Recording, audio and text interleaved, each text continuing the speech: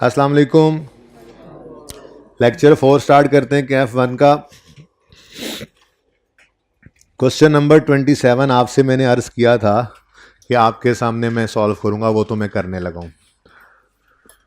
आपको जितना जितना टाइम मैंने लिख कर दिया हुआ था सवालों पे, उतने उतने टाइम में बच्चों ने कर लिए वो सवाल, वो हाथ खड़ा करें।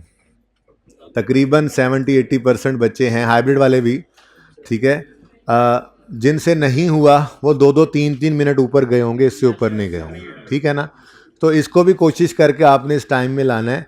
तो कोई अनजस्टिफाइड बात करके, मैं अनरियल बात करके मैं नहीं भेजा करता, ठीक है। इंशाल्लाह हो जाया करेगा वो काम जो आपको कहा जाएगा, ठीक है ना। थोड़ी कोशिश करनी है।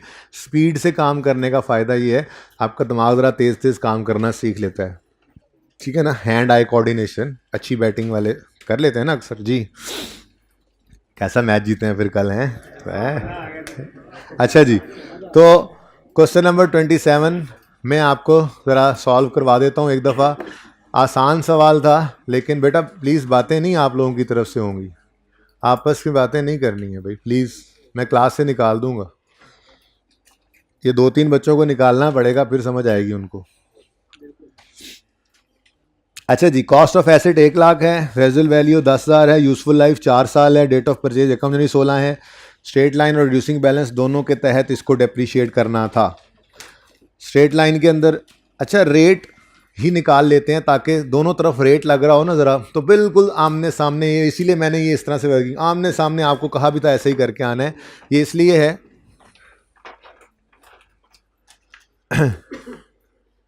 पॉज कर दें आमिर भाई, इसको नहीं अच्छा आ रही, इसको पक्का कर लें, को काम मसला हो रहा है इसका जी। आमने सामने कहा था आपको, ये करके आइएगा। बहरहाल मैं सॉल्व करता हूँ ताकि किसी को कन्फ्यूजन अगर है भी इन दो मेथड्स के दरमियान में तो वो दूर हो जाए, ठीक है। स्ट्रेट लाइन मेथड में पहले डेप्रिसिएशन करते हैं इसकी। 4 साल अगर लाइफ हो तो डिवाइड बाय 4 कर दें।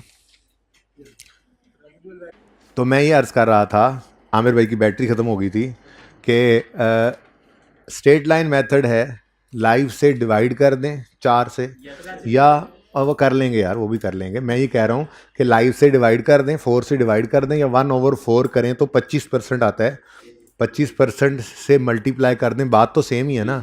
तो मैं इसलिए रेट यूज़ कर रहा हूँ ताकि इधर भी रेट हो इधर भी रेट हो, ताकि बिल्कुल सामने रेट ही चल रहा हो, फिर भी फ़र्क आप आइडेंटिफाई कर सकें दोनों में, ठीक है। तो स्ट्रेट लाइन मेथड के अंदर अगर मैं रेट निकालना चाहूँ तो कैसे निकालूंगा, 1/4 करके, 1/4 करके इंटू 100 करेंगे तो क्या रेट आ रहा है, तो 25% स्ट्रेट लाइन मेथड के अंदर रेट यूज़ करना है।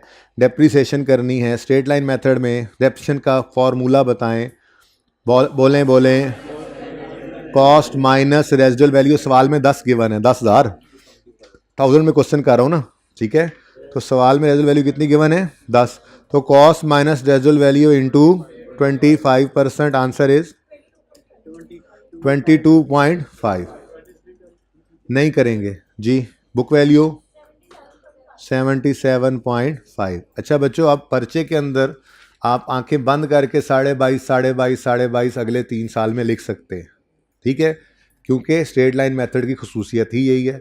दोबारा से कैलकुलेशन लिखने की ज़रूरत नहीं है, टाइम वेस्ट होगा, लेकिन फ़िलहाल तो मैं लिखूंगा, टाइम वेस्ट करने ही तो आया हूँ मैं यहाँ पे, ठीक है। इसलिए लिखूंगा ताकि आमने सामने दोनों मेथड्स हों, ठीक है ना। तो ज़रा हम पक्का भी कर लें उस बात को कि स्ट्रेट लाइन मेथड की खसूसियत क्या है, हर साल रेट ने कॉस्ट पे लगना है, हर साल रेट ने कॉस्ट पे लगना है, और हर साल डेप्रिसिएशन एक्सपेंस सेम आना है, ठीक है। तो अगले साल में फिर वही फार्मूला होगा, बोलो, वही 100 कॉस्ट है, माइनस रेजिडुअल वैल्यू है, इनटू जी अगेन वही 22.5। जब फॉर्मूला सेम है तो आंसर भी सेम ही होगा, आंसर इज 55।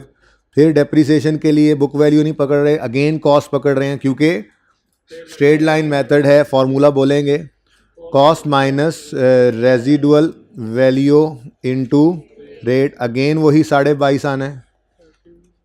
तो पर्चे में ये टाइम ज़ाया नहीं करना दोबारा इसको लिखने का, ठीक है ना। वो एक बार लिख दिया काफ़ी है, लेकिन फ़िलहाल लिखें ताकि दोनों कंपैरिजन कर सकें।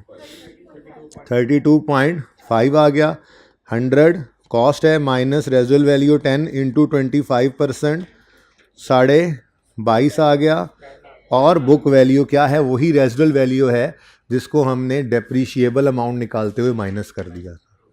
डेप्रीशिएट होने ही नहीं दिया था इस 10 रुपये को, क्योंकि ये डेप्रीशिएट होने वाली फिगर थी नहीं, ये तो मिल जाना है हमें, हम एक्सपेक्ट कर रहे थे, ठीक है ना।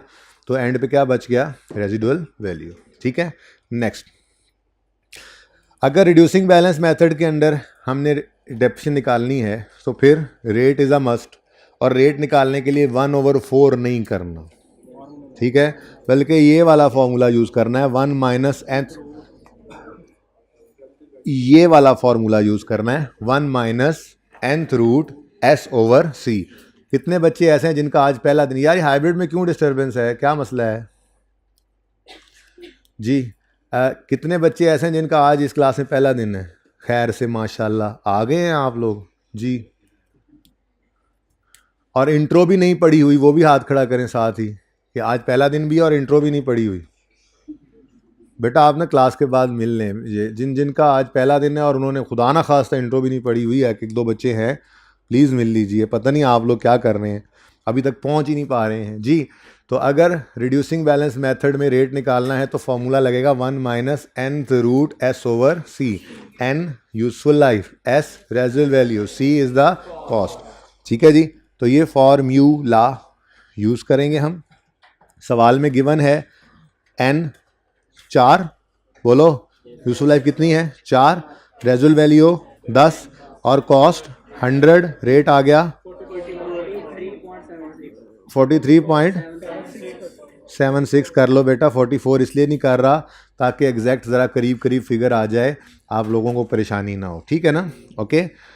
और वैसे एक बात मेरी जहन में रख लो कि जो रेट्स वगैरह होते हैं ना उनको ज़्यादा राउंड ना किया करना, ठीक है ना, क्योंकि रेट ने आगे, जैसे मिसाल के तौर पे हम इन्वेंट्री का टॉपिक आप पढ़ के आए होंगे, उसमें मिसाल के तौर पे पर यूनिट कॉस्ट है 10.5 और यूनिट्स खरीदे हुए आपने 50,000, तो वो 10.5 को 11 करने से बहुत फ़र्क पड़ जाता है।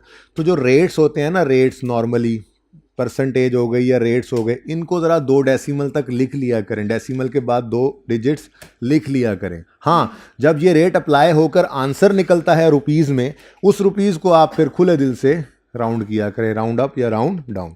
तो मेरा मशवरा है कि रेट्स वगैरह को आप ज़रा डेसिमल के बाद 2 डिजिट्स लिख लिया करें, चाहे वो पर यूनिट कोई चीज़ का रेट निकाल रहे हैं उसे मल्टीप्लाई करना है, चाहे वो यहाँ पे रेट्स निकल रहे हैं, क्योंकि रेट्स ने फिर आगे फिगर पे अप्लाई होना होता है। मशवरा है, बाकी को राउंड कर भी दे तो इतना बड़ा गुनाह भी नहीं है, लेकिन मेरा मशवरा है कि रेट्स वगैरह को आपने डेसिमल के बाद 2 डिजिट्स तक लेना है, ओके। जी, उससे वो गलती नहीं होगी बेटा, मैं फेल होने के तरीके थोड़े ही बताता हूँ यहाँ पे, ठीक है ना। अच्छा जी अच्छा जी, अब मेथड कौन सा है, रिड्यूसिंग बैलेंस, तो कॉस्ट माइनस रेजिडुअल वैल्यू करेंगे। पहली बात यही की थी कल कि रेजिडुअल वैल्यू क्या करना है, इग्नोर। और दूसरी बात क्या की थी, रेट ने किस पे लगना है, बुक। ओहो, फिर 100 पे तो नहीं लग सकता, पहले साल तो बुक वैल्यू कॉस्ट ही होती है, तो 100 into 43.76%, answer is 43.76, book value 56.24, done जी। अब नेक्स्ट ईयर में 100 नहीं 56.24 बुक वैल्यू पर रेट लगना है, रिड्यूसिंग बैलेंस मेथड है, रेजिडुअल वैल्यू को हर दफ़ा क्या कर रहे हैं, इग्नोरे कर रहे हैं, तो 43.76%, आंसर 61, 2 डेसिमल तक बताते रहे जी, 62, नेक्स्ट जी 31.62 इंटू 43.76%, 13.84, बुक वैल्यू 7, फिर 17.78 के ऊपर लगा 43.76%, 7.78 ही कर लो, कोई एक आधे रुपये का फ़र्क है, तो राउंडिंग भी की हुई है ना, ताकि एंड पे क्या आ जाए। अब देखो यही बात हमने कल भी डिटरमिन की थी कि रेजिडुअल वैल्यू हालांकि माइनस नहीं कर रहे, लेकिन रिड्यूसिंग बैलेंस मेथड में चूंकि रेट निकालते उसको इनबिल्ट कर लिया था, तो एंड पे ऑटोमेटिकली वही बचेगी। अब इन 2 सवालों को आमने सामने करने का फ़ायदा सिर्फ ये हुआ हमें कि हमें क्लियरली पता लग गया कि ये फॉर्मेट किसी मेथड ऑफ डेप्रिसिएशन का नहीं है, ये फॉर्मेट तो सिर्फ किसी भी डेट पे एसेट की बुक वैल्यू बता रहा है, 31 दिसंबर 17 पे भी बता रहा है, बुक वैल्यू 18 पे भी, 19 पे भी। तो डेप्रिसिएशन मेथड कहाँ पड़ा है? डेप्शन मेथड सिर्फ यहाँ पड़ा है, ये है depreciation method, cost minus residual value into rate.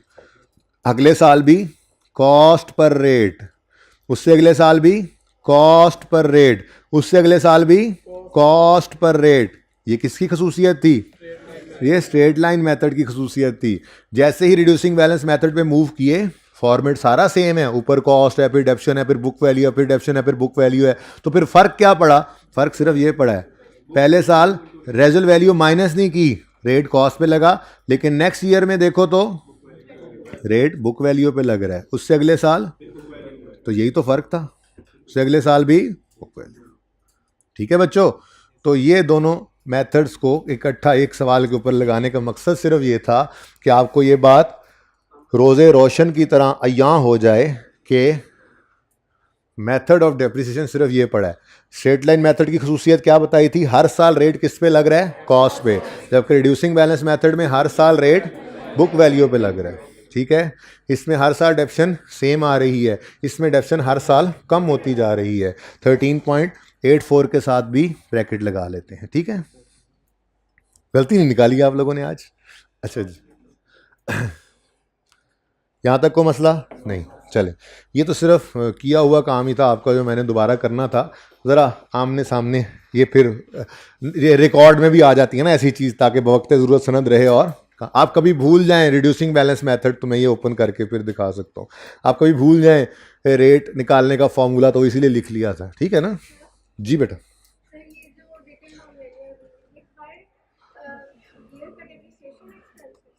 बेटा नहीं, ये एसेट हमारी किताबों में पहले साल के एंड पे इतनी वैल्यू पे पड़ा है। खरीदा 100 रुपये का था, लेकिन इससे इतना फ़ायदा हमने ले लिया, यूं कह लें, या यूं कह लें कि इतनी वैल्यू ये इस्तेमाल होने की वजह से लूज़ कर गया। ये डेप्रिसिएशन है, और ये इसकी किताबों के अंदर अब वैल्यू, ये इतनी वैल्यू पर हमारी किताबों में पड़ा हुआ। ठीक है, चलें आगे। उसके बाद जी 26, 27, 28 मैंने खुद कराया था, 29, 30, 31, 32 में किसी सवाल में किसी को कोई मसला है तो पूछ लें। सोल्यूशन वाले सवालों में तो वैसे ही मसला नहीं होता है जी। हैंडआउट मिल गए आपको?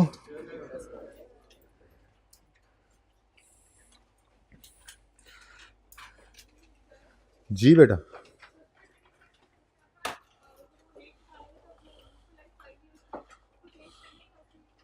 जी बेटा जी, क्वेश्चन नंबर केड़ा? 26। हाँ जी, इसमें क्या करें? रेट क्यों निकालें बेटा? रेट हम क्यों निकालें जब सवाल में गिवन है? तो हम कोई पागल हैं? हर पागल यही कहता है वैसे तो, लेकिन हमको पागल थोड़ा ही है। जी बेटा, इधर क्वेश्चन किधर से आया था? देखें, रेट गिवन है ना, तो क्यों निकालें? रेट निकालने की ज़रूरत नहीं है। अच्छा, इन केस रेट निकालना भी पड़ता, आपका जो सवाल है, तो डेट ऑफ परचेज का तो कोई असर नहीं पड़ता रेट निकालने पर। हमारे डेप्शन रेट निकालने वाले फॉर्मूले के अंदर कहीं पे डेट ऑफ परचेज का जिक्र था? नहीं। एक एसेट 1 जनवरी को ख़रीदा है और उसकी लाइफ 3 साल है, तो 1 जनवरी 10 को ख़रीदा है, तो 31 दिसंबर 10, 11, 12, 31 दिसंबर 12 पे उसके 3 साल पूरे हो जाएंगे। अगर एक एसेट 1 अप्रैल 10 को ख़रीदा है, तो उसकी ज़िंदगी के 3 साल ख़त्म हो जाएंगे 31 मार्च 11, 12 और 31 मार्च 13 पे। 3 साल ही पूरे होने हैं ना, तो लाइफ तो पूरी निकल आएगी।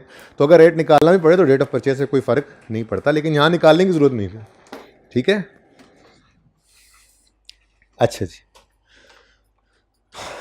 जी, तो मैं कह रहा था कि आज वाले लेक्चर नोट्स में हमने क्या देखा? सबसे पहले 27 किया हमने। ठीक है, उसके बाद ये क्वेश्चन है जी मिस्टर मोइन वाला।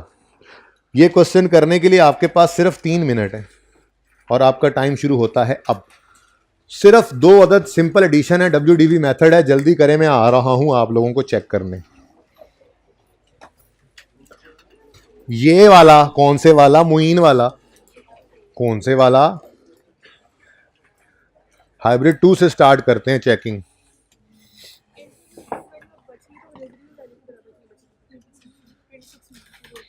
बेटा, इसकी लाइफ पूरी नहीं ना हुई होगी, कितने साल की डेप्शन निकली है? बेटा 1 अप्रैल को ख़रीदा था ना 19 में, तो ये 24 वाले साल में भी तो 3 महीने डेफिसिट होना है। वो 24 वाले साल में 3 महीने डेफिसिट करोगे तो इंशाल्लाह वो तकरीबन तकरीबन बराबर आ जाएगी।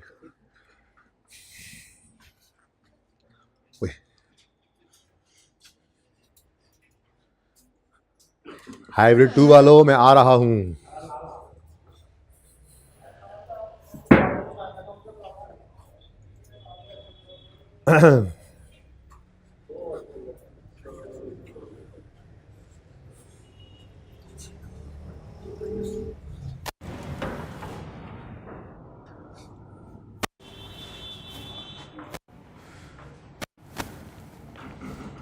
क्या हाल है?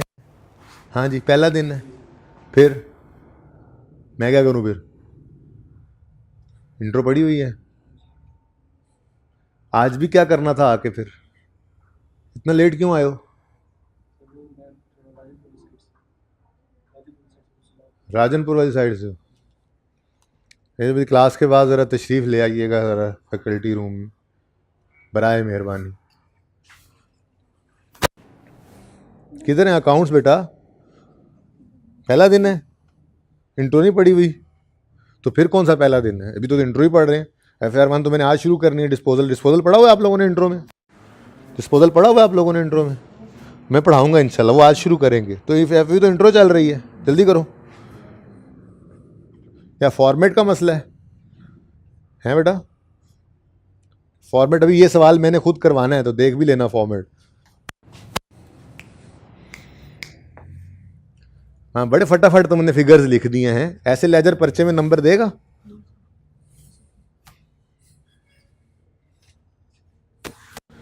बड़े छुप के बैठे हो हैं।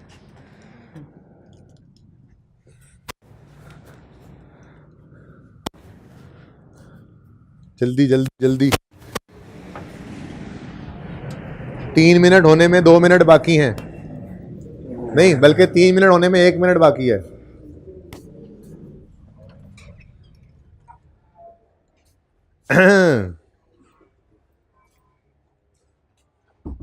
कहाँ है एक्यूमुलेशन का अकाउंट? साथ साथ बनाया करो ना। ये 2 साल का तुम्हें पहले एसेट अकाउंट बना, हर बार दोबारा दोबारा सोचोगे, इकट्ठा बनाया करो।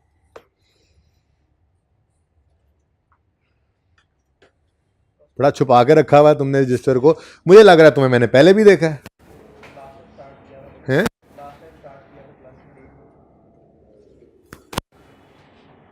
इंट्रो भी नहीं पढ़ी हुई होगी तुमने। बड़ी मेहरबानी। तो फिर कौन सा फर्स्ट डे है यार? ये इंट्रो वाला पोर्शन ही पढ़ रहे हैं अभी तक तो हम। या अल्लाह, क्या सुस्त बच्चे हैं। बेटा ये ब्लू बॉल पॉइंट ना आप लोगों को नहीं अलाउड है। आई कैप में ब्लू बॉल पॉइंट से पर्चा करोगे तो फेल हो जाओगे, पेपर कैंसिल कर देंगे वो। और ये रेड ग्रीन ब्लू ये बेशक रखें अपने पास, लेकिन सिर्फ आप उसको अंडरलाइन करने के लिए, कोई इंपॉर्टेंट पॉइंट लिखने के लिए रख लिया करें। इसको आप लोगों ने यूज़ नहीं करना है, आदत ही ना हो आपको ब्लैक बॉल पॉइंट के अलावा कोई और चीज़ यूज़ करने की।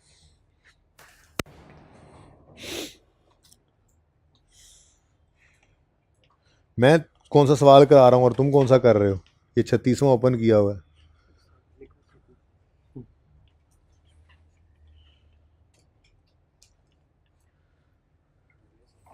अच्छा जी, लेजर नहीं विखाते पाए तुम, लुको के रखे ने। अब ये रंग बिरंगे मार्कर और बॉल पॉइंट नहीं यूज़ करने। पेपर में एक कलर का बॉल पॉइंट, वो भी ब्लैक, सिर्फ यूज़ करना है, ठीक है ना? इससे टाइम भी ज़ाया होता है। ये ना हो ऐसे नोट्स बनाते पर्चे में भी ऐसे ही हो जाए। नीले पीले रंग नहीं करने, ओनली ब्लैक बॉल पॉइंट। छोड़ दें ब्लू बॉल पॉइंट, यूज़ करना ही छोड़ दें। टेस्ट के अंदर जिसने ब्लू बॉल पॉइंट यूज़ किया उसका मैं पेपर कैंसिल कर दूंगा। फिर आके ये ना कहना सर प्लीज़ इस बार चेक करवा दें, नहीं चेक करवाऊंगा। और जिसने एक्स्ट्रा टाइम लगाया गिवन टाइम से, वो नोट करते हैं टीए वहाँ पे एग्ज़ाम, वो टीए रूम वाले, वो टेस्ट रूम वाले, वो जितना टाइम होगा उतने नंबर डिडक्ट करूँगा मैं उसमें से। इसलिए जो टाइम गिवन हो बस वही लगाना है। 3 मिनट से ऊपर हो गया टाइम तो।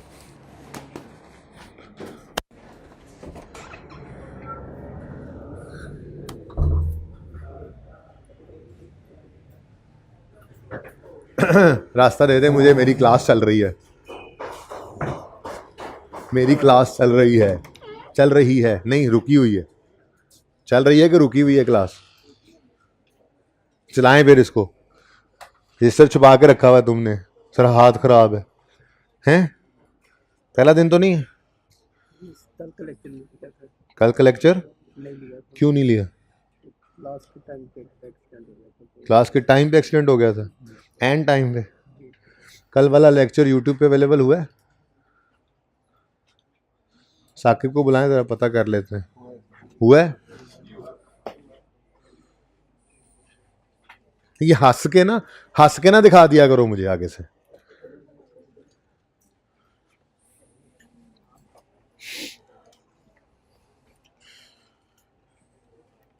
ब्लू बॉल पॉइंट्स यूज हो रहे हैं धड़ाधड़, कोई काले नीले कट्ठे यूज कर रहा है, मर्जियां चल रही हैं, मर्जियां।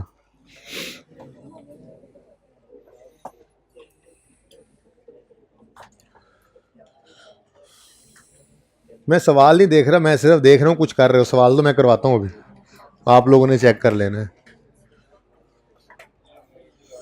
थोड़ा प्रेजेंटेशन वगैरह ही देख रहा हूँ। भाई बातें क्यों हो रही हैं? बातें क्यों हो रही हैं? दिल तो और भी बहुत कुछ करता है बेटा, अब दिल करने की वजह से ना फिर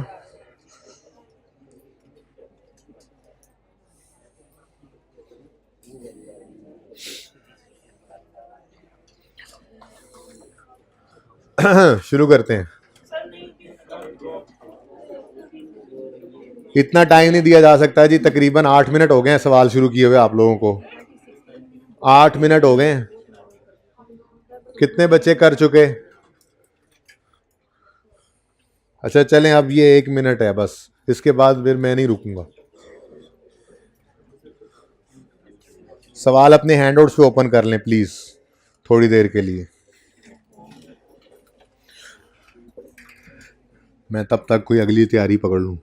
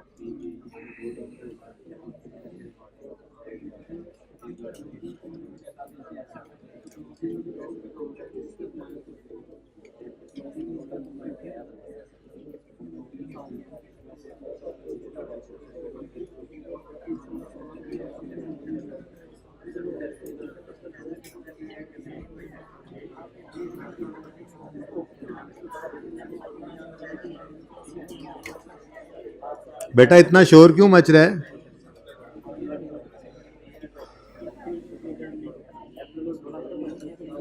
ओके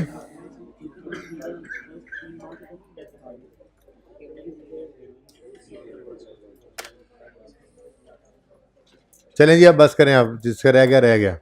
अगली बार अच्छी कोशिश कीजिएगा कि जल्दी से हो जाए। जी इधर देखें, Moin has provided following details of ledger balance appearing in the books on यकम जनवरी 16, 250 और 180। तो यकम जनवरी 16 पर पिछली क्लास का फॉर्मेट यूज़ करते हुए कितना जी, 250 एसिड अकाउंट का ओपनिंग है, और यकम जनवरी 16 पर 180।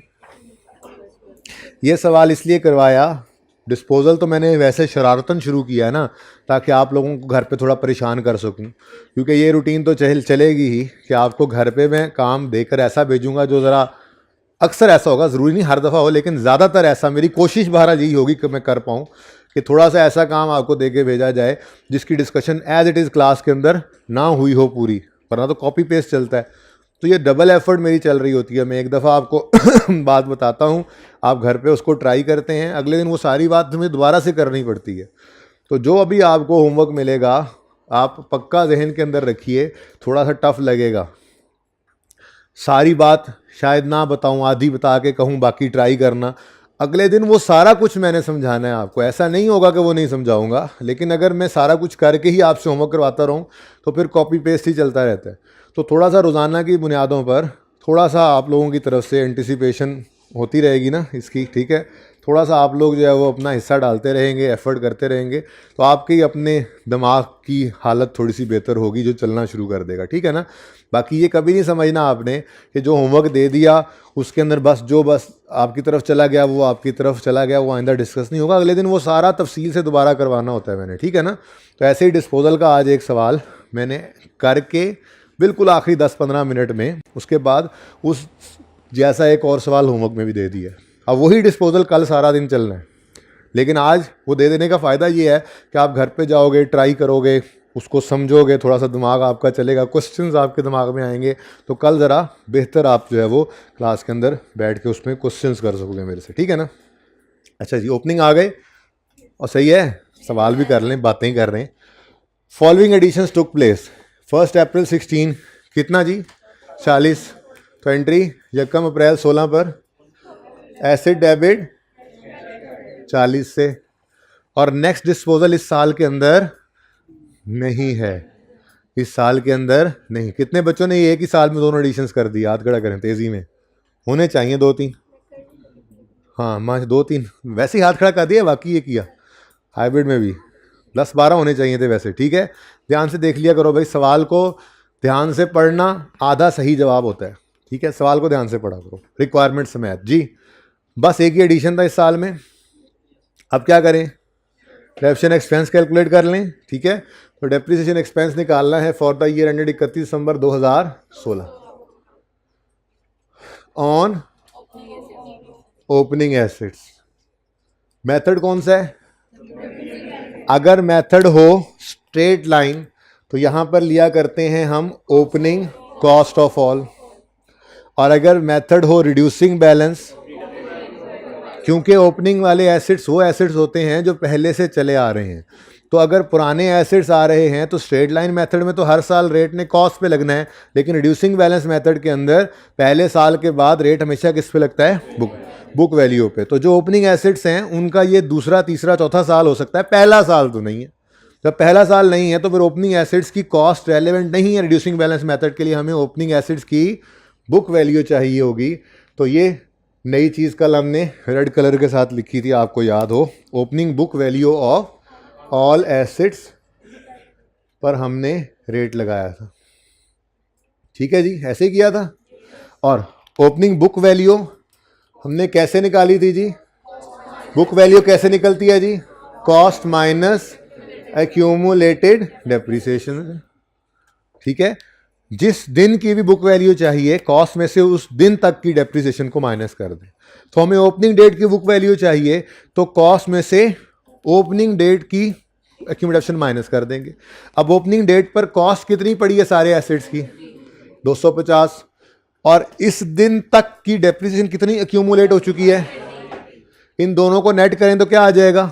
Book value. क्या आ जाएगा? बुक वैल्यू, ठीक है। तो opening cost of all 250 minus opening accumulated depreciation of all, इसको आप जो है वो नेट करके आंसर लिख दें, आपकी मर्जी है, ठीक है।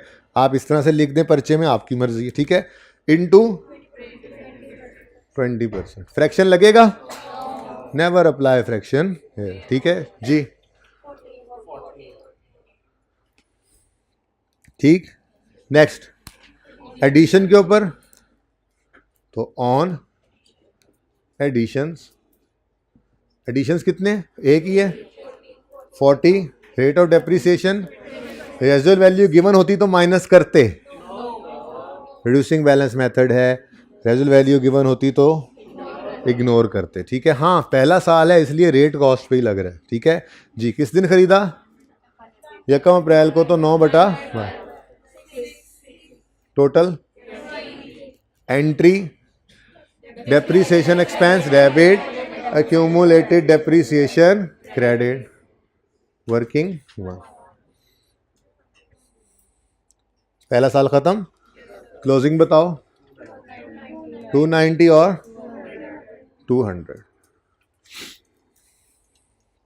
यहाँ तक कितने बच्चों का बिल्कुल सही था, किसका गलत था? गलती पता लग गई? कोई क्वेश्चन यहाँ तक नहीं? चलें आगे। कंफ्यूजन तो नहीं है किसी बच्चे को?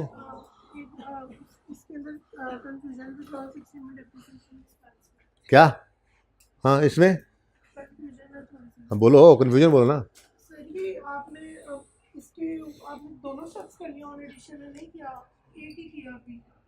बेटा बेटा इसका आप कैलकुलेटर पे 250 माइनस 180 इंटू 20% करें, वो 14 आएगा। बेटा तो भी क्या हो गया, इस एडिशन को ऐड करो, 20 बनेगा दोनों की डेप्शन को ऐड करके। ये 14 और 6 20 ही तो बनता है। भाई साहब आपने अगले वाले एसिड को भी इसी साल में, यही गलती तो आपने भी की हुई है। वो अभी एडिशन हुआ ही नहीं, आपने उसकी डेप्शन भी यहीं पे निकाली हुई है। गलती आप कर दो भाएं तुसी ते मैनू गलत कह रहे हो। ये एडिशन अभी मैंने रिकॉर्ड किया, देखो एसिड अकाउंट में अभी आया ही नहीं है भाई ये एसिड, अब डेप्रिशिएट किए जा रहे हो। हवाई डेप्रिसिएशन जी 16 ओके डन। 17 के अंदर सबसे पहला काम क्लोजिंग को ओपनिंग बनाओ 290 और 200। अब आपका एसेट आएगा भाई साहब, इधर देखें, यकम जून 17 पे 90 रुपये का एसेट, ये 17 वाले साल का एडिशन है जी। Entry asset debit cash credit यकम जून 17 पर। अब रह क्या गया, depreciation expense on opening, method reducing balance है, ठीक है। तो फिर book value of all assets चाहिए। देखो पर्चे में ये अंग्रेजियां लिखने नहीं बैठ जाना आपने, पर्चे में तो ऐसे करना है जैसे ये स्टेप करने लगा हूँ। अब वो तो याद करवाने के लिए आपको लिखता हूँ, एक आध दिन में लिखना छोड़ देंगे, ठीक है। या मैं चाहे लिखता भी रहूँ एंड तक आपको याद कराने के लिए, पर्चे में लिख के टाइम ज़ाया नहीं करना। पर्चे में तो आपने डायरेक्ट ओपनिंग बुक वैल्यू निकालनी, कैलकुलेटर पे ओपनिंग बुक वैल्यू निकाल के भी लिख सकते हो। जो बहुत एक्स्ट्रा काम भी करना है ना, तो ये कर लो कि ओपनिंग कॉस्ट को पकड़ो 290 और ओपनिंग एक्यूमुलेटेड डेप्शन को पकड़ो 200, इन दोनों को सामने शो कर दो 290 माइनस 200। इससे कम भी कर सकते हो, सिर्फ 90 लिख दो कैलकुलेटर पे करके, दोनों सही हैं। अंग्रेजियां लिखने नहीं बैठ जाना, ठीक है, सही है। तो 290 माइनस 200 ये आ गई opening book value of all assets into जी 18, ठीक है। उसके बाद एडिशन आ गया हमारा 90 into 20% into 5, total 28.5। Entry depreciation expense debit, close करें।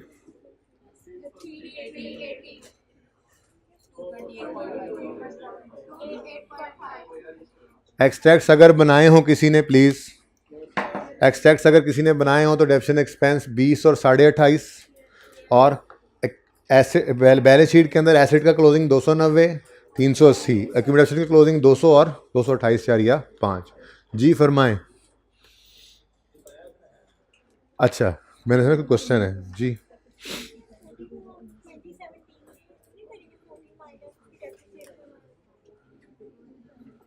जी बेटा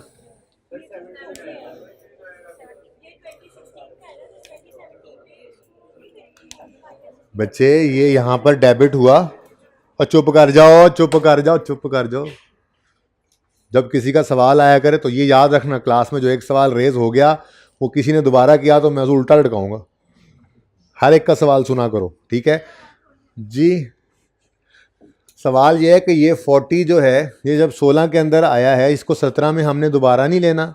उसका जवाब ये है कि ये जब यहाँ पे डेबिट हुआ तो इस क्लोजिंग में आ गया, इस क्लोजिंग में आया तो इस ओपनिंग में आ गया, तो इस ओपनिंग को हमने यहाँ ले तो लिया, कितने गया ये, तो ये ऑलरेडी इसमें मौजूद है ना जी, ठीक है।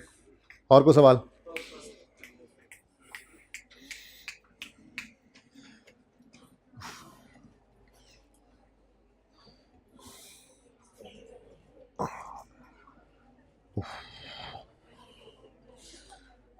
पानी तो मेरे भाई।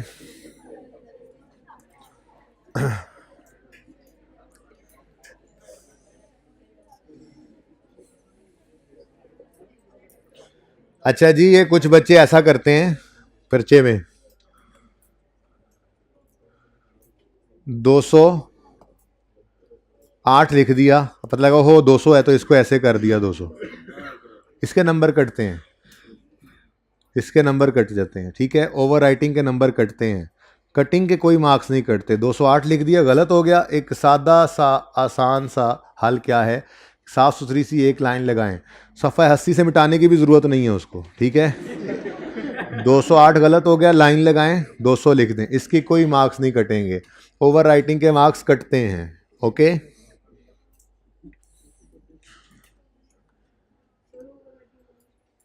हैं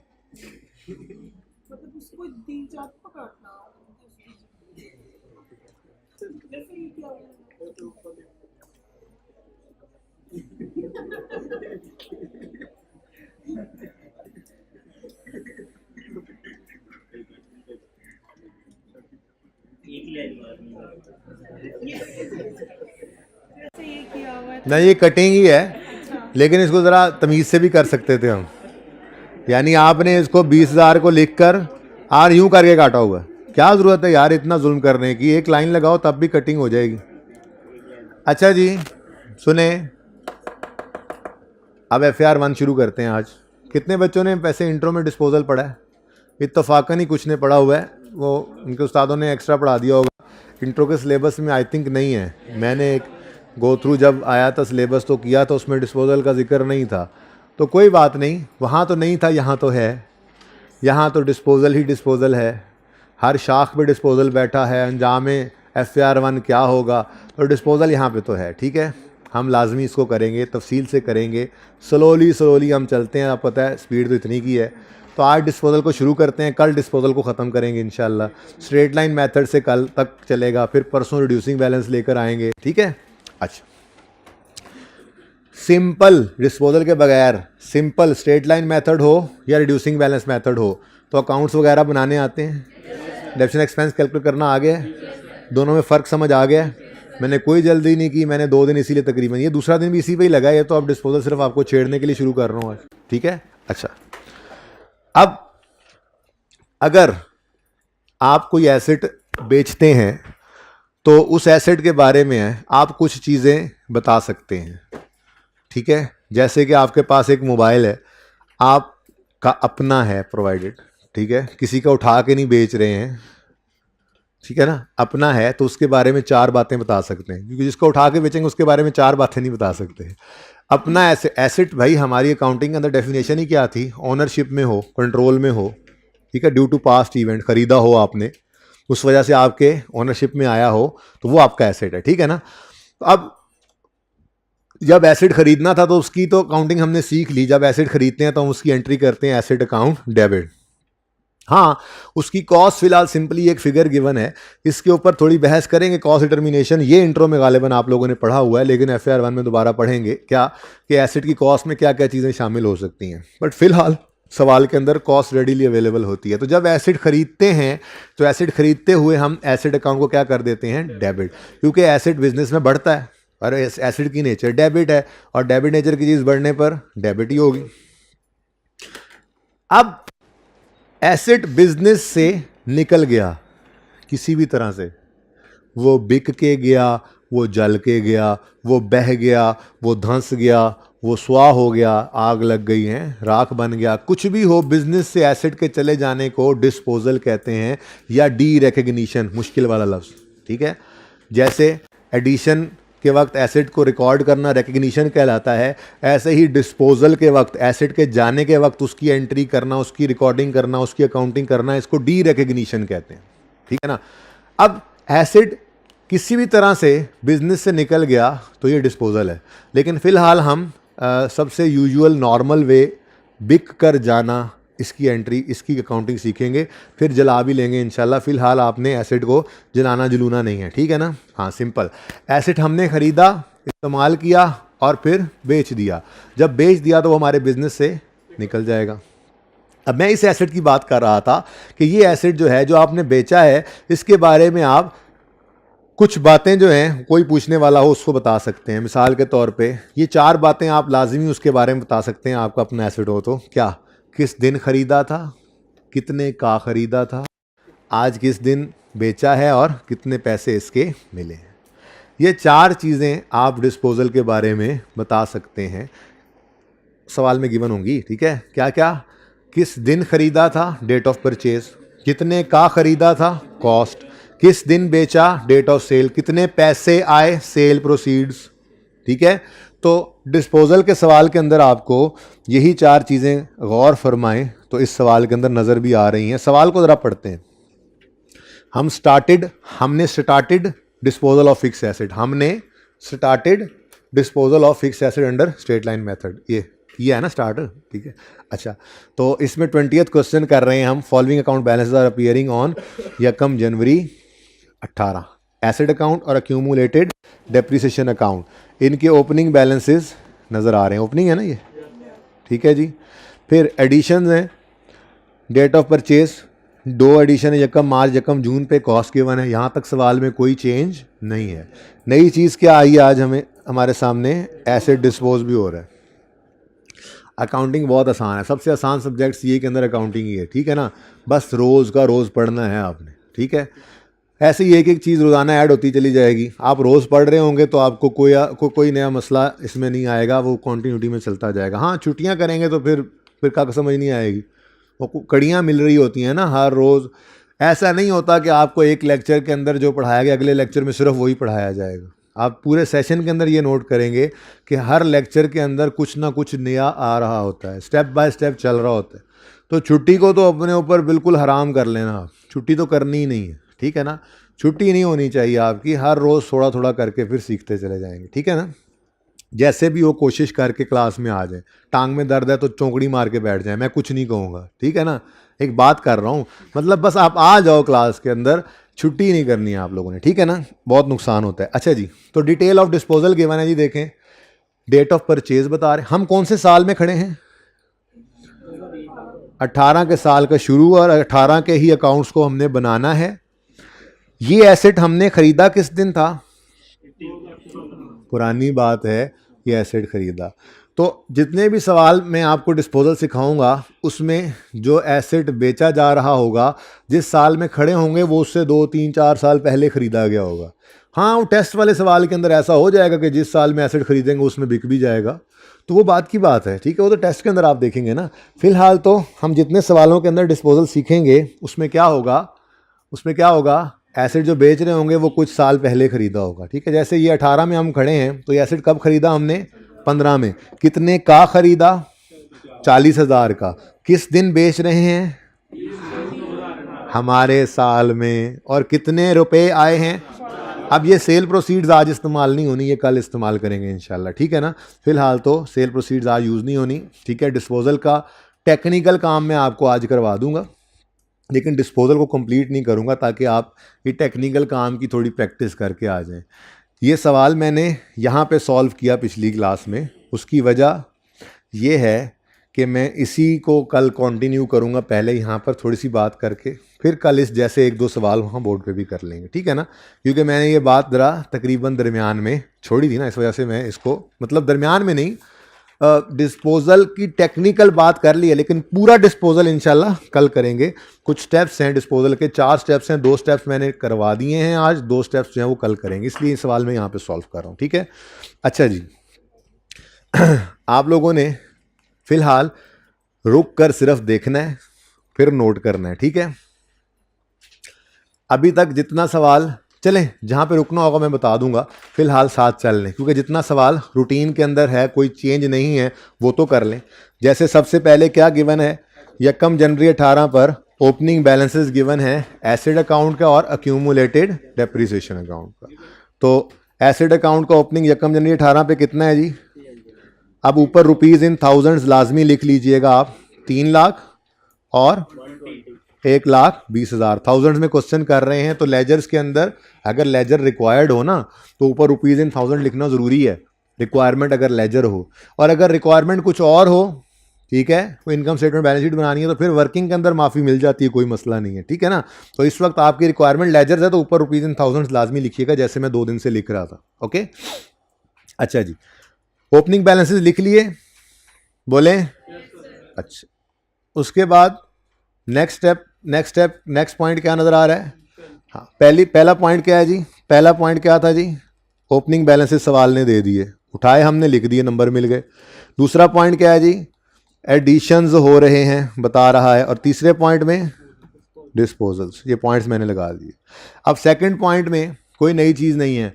डिस्पोजल जिसको नहीं भी आता ये काम करके तो पर्चे में ये नंबर ले सकता है ना, क्योंकि डिस्पोजल अगर डिस्पोजल सवाल में आ गया है तो जब तक सवाल में ये डिस्पोजल नहीं लिखोगे आपको बाकी चीज़ों के नंबर भी नहीं मिलेंगे। ओपनिंग जो लिख दिया उसके नंबर मिलेंगे, एडिशन की एंट्री कर दी वो नंबर मिलेंगे, डेफिशन एक्सपेंस के अंदर जाके एडिशन के ऊपर डेफिशन निकाल दी वो नंबर मिलेंगे। जितना आता हो वो करके आना है, पर्चा पास करना है। तो ये नहीं सोचना है कि सारा सवाल सही करेंगे, वो होता ही कोई सवाल सारा सही है, ठीक है ना। आपको जो आता है आपने वो लाजमी करके आना है, किसी स्टोन को अनटर्न्ड नहीं छोड़ना आपने। English is coming very fast to me. अच्छा, तो ओपनिंग बैलेंसेस हमने लिख लिए, अब एडिशंस की एंट्री करते हैं। तो पहला एडिशन है यकम मार्च 18 पे 30,000 का, दूसरा है यकम जून 18 पे 50,000 का। तो एंट्री फरमा दें क्या है? एसेट डेबिट कैश क्रेडिट यकम मार्च 18 पर 30,000 से, फिर एसेट डेबिट कैश क्रेडिट 50,000 से यकम जून 18 पे। ठीक है, यहां तक को मसला। उसके बाद यहां पर कुछ नया होने वाला है, इसलिए इसको लिखकर 2 को लाइनें खाली छोड़ देना, ठीक है, नए के लिए। लेकिन जो रूटीन वाला काम है वो पहले कर लेते हैं, ठीक है। और रूटीन वाला काम क्या है? अभी मैंने कहा, अभी ज़रा रुक जाओ थोड़ी देर, ठीक है। तो मैंने कहा जी 2 एडिशंस हुए हैं, तो एडिशंस में कोई चेंज नहीं है, बस देख लो मेथड ऑफ डेप्शन कौन सा है। मेथड ऑफ डेप्शन है जी स्ट्रेट लाइन और रेट है 10%। तो रेजिड वैल्यू गिवन होती तो माइनस कर देते, लेकिन अल्हम्दुलिल्लाह गिवन नहीं है। तो कॉस्ट कितनी है जी? 30,000 है बेटा, इनटू रेट कितना है, और ये एसेट किस दिन आया था हमारे बिजनेस में? यकम नहीं समझ आ रही? साथ साथ नोट करने की मुसीबत पड़ी है ना, ज़रा रुक जाए। मैंने कहा आप ज़रा रुक जाएं, यकम मार्च 18 पे 30,000 का एसेट खरीदा है, कितने महीने चला हमारे पास? तो इंटू 10/12। दूसरा एसेट खरीदा है हमने 50,000 का, किस दिन? यकम जून 18 पे। तो फिर cost into straight line method है ना, रेट इंटू 7/12 फरमा दें जी, 2.5 और 2.9। ठीक है जी, यहां तक को मसला नहीं। अच्छा, अब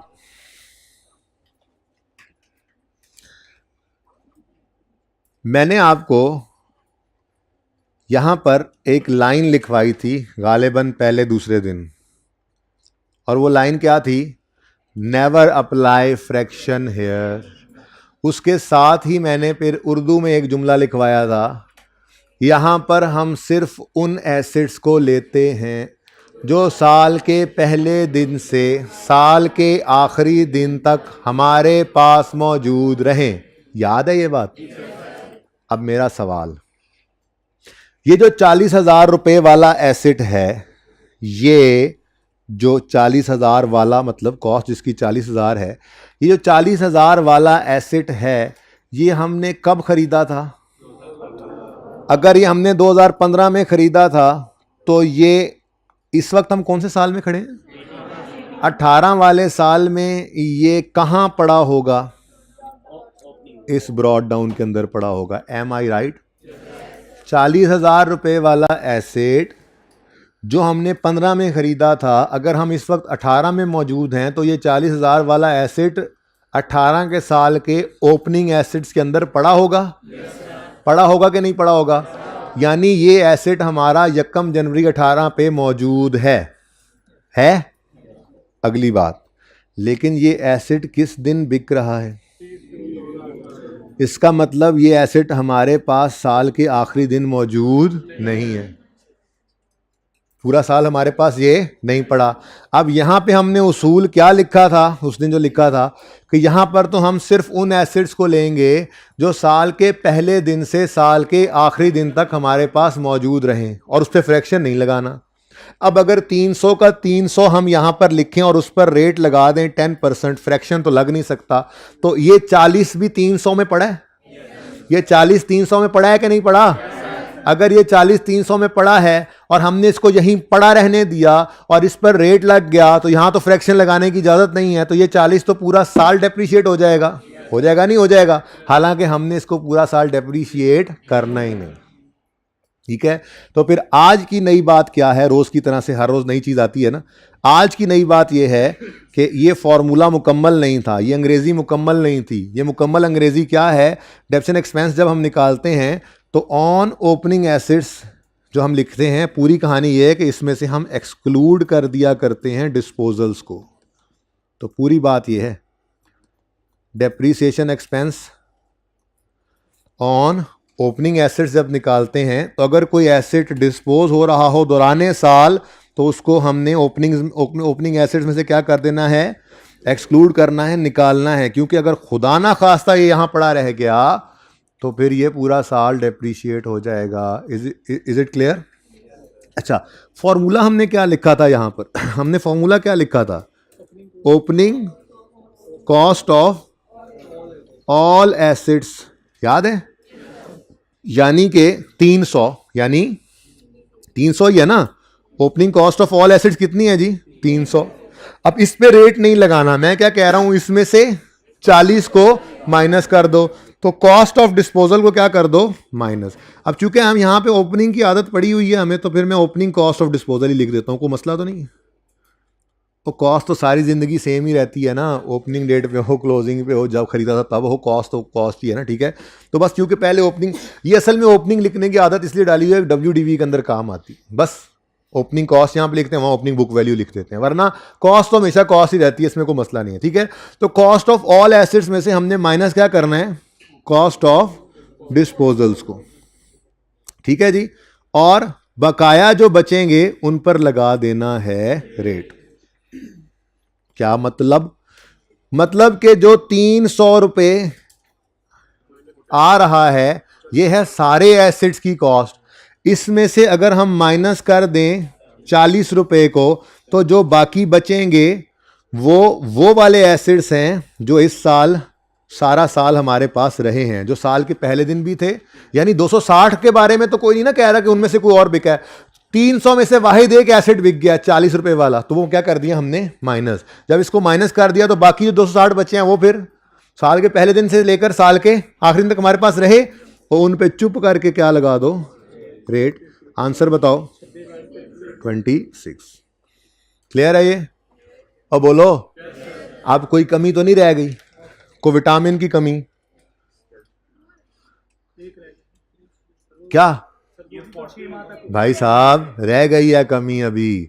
ये जो 40 आपने यहां से निकाला है, ये इसलिए निकाला है कि पूरा साल डेफिसिट ना हो, लेकिन 6 महीने तो हमारे इस साल में इस्तेमाल हुआ है, वो 6 महीने की डेफिसिट तो करनी है ना। तो फिर इसको यहां से निकाला। इसने कहा मुझे क्यों निकाला? तो हमने कहा आपको इसलिए निकाला ताकि हाँ, ताकि आपको हम अलग से डेप्रीशिएट कर सकें। ठीक है जी, तो इसको वहाँ से हम ले आए अलग, और आज एक नया हेड यहाँ पर वर्किंग में, एक नया लाइन आइटम वर्किंग में ऐड हो गया, और वो है ऑन डिस्पोजल्स। जितने भी डिस्पोजल्स हों यही काम रिपीट कर देना है। 3 हो तो तीनों को माइनस करके अलग ले आना है, 2 हो तो 2 को माइनस करके। अभी फिलहाल तो एक ही है। ठीक है, अब मेथड कौन सा है?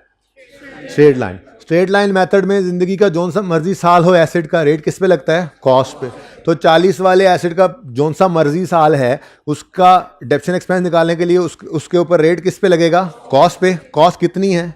40 है, तो 40 इंटू, लेकिन डेप्रीसिएशन को रोक देना है जिस दिन एसिड को इस्तेमाल करना रोकना है। एसिड को इस्तेमाल करना किस दिन रोक दिया? जिस दिन बिक गया, यानी 30 जून 18 पे। तो 1 जनवरी 18 से 30 जून 18 तक कितने महीने इस्तेमाल किया?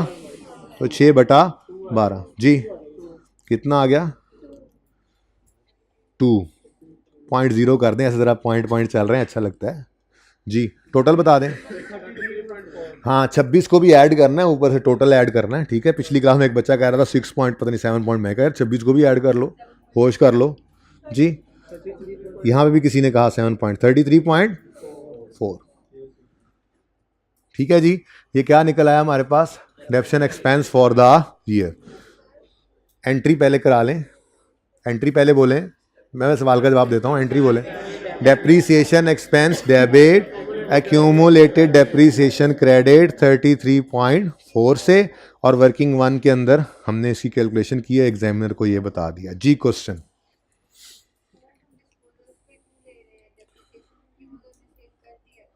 हाँ लेकिन इस साल में 6 महीने इस्तेमाल किया है ना, नहीं एक बार डेप्रीसिएशन चार्ज करेंगे, अभी सारा कुछ इसमें से नहीं, मैंने डिस्पोजल रिकॉर्ड नहीं किया अभी मैंने डिस्पोजल रिकॉर्ड नहीं किया, अभी मैंने डिस्पोजल के आ जाने पर डेप्रीसिएशन एक्सपेंस की कैलकुलेशन पे क्या असर पड़ता है वो बताया है। डिस्पोजल के तो अभी स्टेप्स लिखवाऊंगा, एसेट अकाउंट में से इसकी कॉस्ट को बाहर फेंक देंगे, अक्यूमुलेटेड डेप्शन अकाउंट में इसकी जितनी डेप्शन इकट्ठी हुई पड़ी वो निकाल के बाहर फेंक देंगे, कहाँ फेंकेंगे ये कल बताऊंगा, निकाल के बाहर फेंक देना हम, ठीक है ना। तो ये तो अभी मैंने सिखाना है, फिलहाल तो मैंने सिर्फ ये बताया कि अगर सवाल के अंदर डिस्पोजल आ जाए तो आपके डेप्शन एक्सपेंस की कैलकुलेशन में क्या फ़र्क पड़ेगा, आपने ओपनिंग में से उसको माइनस कर देना, क्योंकि यहाँ पड़ा रहा तो पूरा साल डेप्शिट होगा, लेकिन जितना अरसा इस्तेमाल किया वो तो डेप्शिट करना है ना, क्योंकि डेप्रीसिएशन। अच्छा एक बात बताएं, ये एसेट हमने खरीदा है तो ये पूरा साल क्यों नहीं डेप्रीशिएट किया, है ना, तो फिर इस साल आ गया तो 12 महीने करें डेप्रीशिएट। हमारे पास साल के शुरू में था ना, 6 महीने रहा ना, 6 महीने हमने ही इस्तेमाल किया ना, तो उसकी वैल्यू लूज करने की कॉस्ट हमें ही लगनी चाहिए ना। 6 महीने उस एसेट ने हमें ही फायदा दिया ना, तो फिर उस उतने अरसे का एक्सपेंस हमने लेना है कि नहीं लेना। ये वाली बात दोबारा समझा दें, मंथ्स के साथ जैसे आपने कैलकुलेट किया है ना, ये वाला ये ऑन डिस्पोजल्स वाला जो पॉइंट है ना, उसको आपने डिस्पोजल की वैल्यू ली, आपने कहा जितना हमने डिस्पोजल किया है 40, जो आप कह रहे हैं कॉस्ट। सवाल नहीं आया अभी तक आपकी तरफ से भाई, 1 मिनट प्लीज। डिस्पोजल की देखिए ना, कॉस्ट 40 है, हाँ है, उसके ऊपर आपने रेट लगाया है, हाँ। ठीक है। अब आप कह रहे हैं कि कितने हमारे पास कितने महीने पड़ा हुआ है इस साल के अंदर कितने महीने इस्तेमाल किया है सर, ये तो परचेज की डेट है ना, तो बेटा, इस साल की डेट ऑफ सेल गिवन है, इस साल में आगे देखो 30 जून 18 पे हमने बेचा है, जी तो ये इस साल में कितने महीने इस्तेमाल हुआ है, 6 मंथ। तो इस साल की 6 महीने की डेप्शन हमने ले ली, 6/12। डेप्रीसिएशन को हम प्लीज बेटा आपस में बातें करने का किसी ने बोला है आप लोगों को, डेप्रीसिएशन हमने स्टार्ट करनी है उस दिन जिस दिन एसेट हमारे पास आ जाए, और रोक देनी है उस दिन जिस दिन हमारे पास से चला जाए। अब जब ये 15 में आया होगा तो 15 वाले साल में हमने अक्टूबर नवंबर दिसंबर 3 महीने इसको डेप्रीशिएट किया होगा, फिर 16 के साल में पूरा साल, 17 में पूरा साल, 18 में 6 महीने इस्तेमाल किया, तो 6 महीने डेप्रीशिएट करके डेप्शन को रोक दो। अभी मैंने डिस्पोजल नहीं रिकॉर्ड किया, अभी मैंने सिर्फ कहा है कि इस जाने वाले एसेट को सिर्फ 6 महीने डेप्रीशिएट करना है, अभी मैंने इसको डिस्पोज नहीं किया, अभी समझो मैं 30 जून पर इसको लेके आया हूं, इसको 30 जून पे मैं ले आया हूं, अब मैं डिस्पोज करने जाऊंगा इसको इसके बाद जी। क्वेश्चन, किसकी एंट्री, मैं होने की कह रहा हूं, अभी डिस्पोजल मैंने रिकॉर्ड नहीं किया, करवाता हूं, उसकी एंट्री ही सिखाऊंगा उसकी जी। आपका सवाल,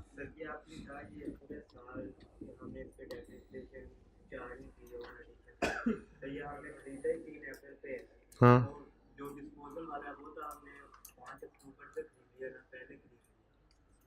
बेटा 15 वाले साल में जब खरीदा तो उन 3 महीनों की डेप्शन 15 में चार्ज की थी, 16 वाले साल की डेप्शन 16 में चार्ज की, 17 के साल की डेप्शन 17 में चार्ज की, अब 18 में खड़े हैं, इस साल की बात कर रहा हूं मैं, ठीक है। इररेलेवेंट क्वेश्चन है जी, डिस्पोज करने दें मुझे अब एसेट थोड़ा सा, ठीक है ना। अच्छा जी, लिखें स्टेप्स ऑफ डिस्पोजल, 4 स्टेप्स हैं, 2 आज लिखने, 2 की जगह छोड़ देना। आपका सवाल बेटा ये होना चाहिए था कि सेल प्रोसीड और रेजिडुअल वैल्यू में क्या फर्क है, ये सवाल कल आएगा जब सेल प्रोसीड यूज करूंगा, हाँ अभी तो वो चीज ही सामने नहीं आई, आप इररिलेवेंट क्वेश्चन है जी लिखें steps of disposal of fixed asset. तुम इंसान बन जाओ, पहलवान हो या इंसान हो। कितनी देर से मैं देख रहा हूं तुम्हें, 10-15 मिनट से। तुम समझदार हो, मुझे क्या मसला हो तुम्हें, मुझे क्या मसला उससे हो रहा तुम्हें पता है।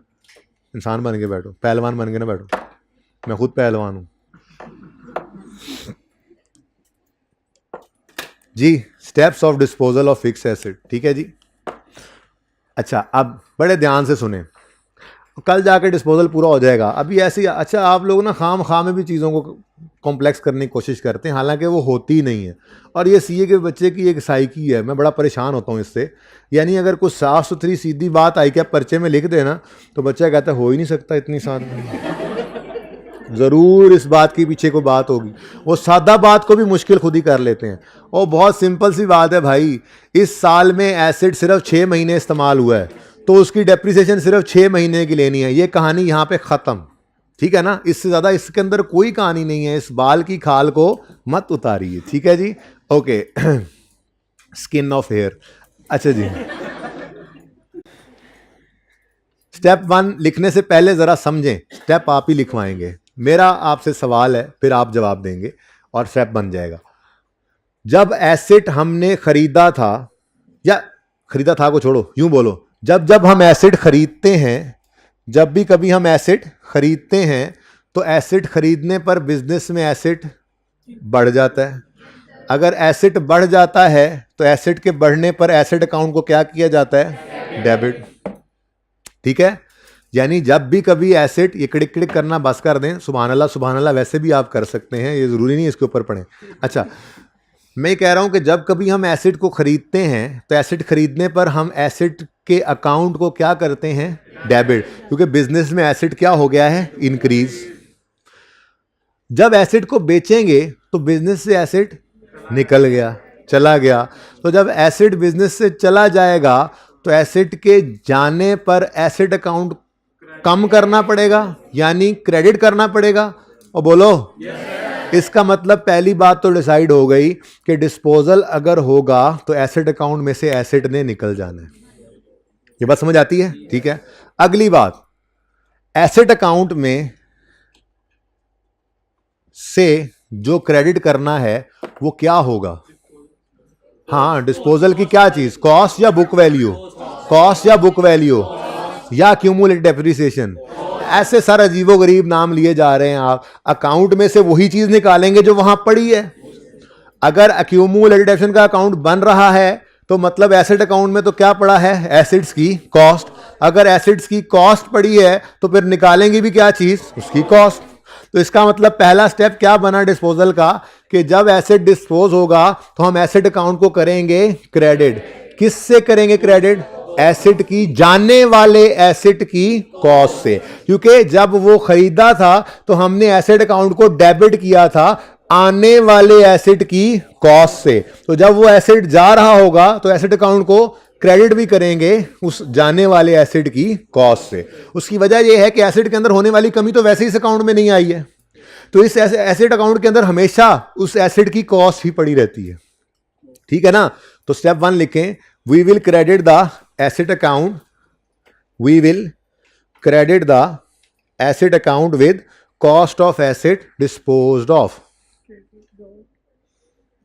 हाँ मैं बोलूंगा दोबारा, आप लोगों ने नहीं बोलना। एक बार बोला है, सही इफेक्टिवली लिखने का तरीका ये होता है कि जुमला पहले पूरा सुने और फिर लिखें। बहरहाल मैं 2 से 3 बार रिपीट करूंगा, लेकिन लुकमा नहीं चाहिए। ओके, लुकमा समझते हैं ना बीच में? हाफिज समझते होंगे जी। We will credit the asset account with cost of asset dispose of.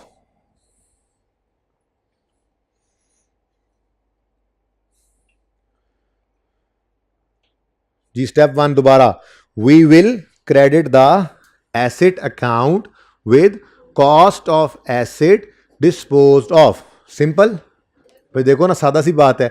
Acid जब खरीदा था, एसिड के आने पर एसिड अकाउंट को क्या किया था? डेबिट, एसिड की कॉस्ट से। अब सारी जिंदगी उस एसिड अकाउंट को हमने डेप्रिसिएशन से क्रेडिट किया ही नहीं, तो उसके अंदर तो एसिड की कॉस्ट ही पड़ी है। तो जब वो एसिड जाने लगेगा तो फिर जाते हुए भी उस एसेट की कॉस्ट को उस एसेट अकाउंट में निकाल कर कहीं फेंकेंगे। वो कहाँ फेंकना है वो कल बताऊंगा, फिलहाल एसेट अकाउंट में से तो निकालें। ठीक है, तो step 1, we will credit the asset account with cost of asset disposed of. कितनी कॉस्ट है जी? अब देखो ना, 300 के अंदर पड़ा भी कितना था? 40 ही पड़ा था ना। अब इसको निकालना चाहेंगे तो 40 को माइनस कर देंगे। अब जब ये क्रेडिट हो जाएगा, यहाँ पे माइनस ही हुआ ना, तो क्लोजिंग के अंदर फिर ये नहीं पड़ा होगा। ठीक है ना। लेकिन ये किस दिन होगा वकुआ? 30 जून 18 पर, यानी यकम जनवरी 18 पे ये मौजूद था हमारे पास। जनवरी में भी रहा, फरवरी में रहा, 30 जून तक पड़ा था। 30 जून की शाम को हमने इसको बेच दिया, तो एसेट अकाउंट में से इसको क्या कर दिया? निकाल के बाहर फेंक दिया। निकाल के बाहर फेंक दिया। कहां फेंका है ये इंशाल्लाह कल बताऊंगा। जी जी, तजर्बे वाले बच्चे चुप रहे। ठीक है, तो ये हमने कहां पे फेंकना है ये इंशाल्लाह कल। इसीलिए एक अकाउंट की जगह आपने यहां पे छोड़ देनी है। और होमवर्क के अंदर एक सवाल है जिसमें डिस्पोजल नहीं है, और एक सवाल है जिसमें 3 डिस्पोजल्स हैं। अब 3 डिस्पोजल वाले सवाल के अंदर जो मैं एक बार करवा रहा हूं वो आपने तीनों बार करना है, तो उसमें 3 अकाउंट्स की जगह खाली छोड़ना है। ठीक है, बहरहाल फिलहाल तो ये अकाउंट बनेगा ही नहीं, कल इंशाल्लाह बनाएंगे डिस्पोजल अकाउंट। ठीक है ना। हाँ जी,